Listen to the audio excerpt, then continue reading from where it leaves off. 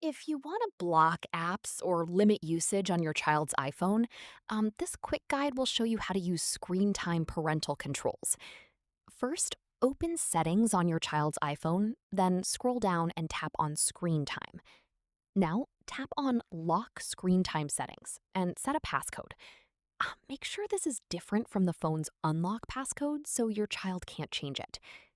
Next, tap on Content and Privacy Restrictions and turn it on. Here, you can tap on Allowed Apps to completely disable specific apps by toggling them off.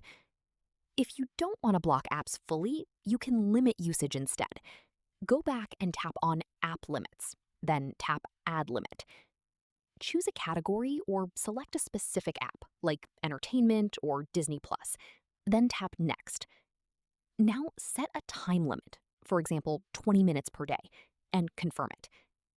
Once the limit is reached, the app will be locked automatically. For better control, you can also add your child to family sharing to manage everything remotely. So, yeah, that's how you can block or limit apps on a child's iPhone. If this helped, make sure to like the video and subscribe for more iPhone tips.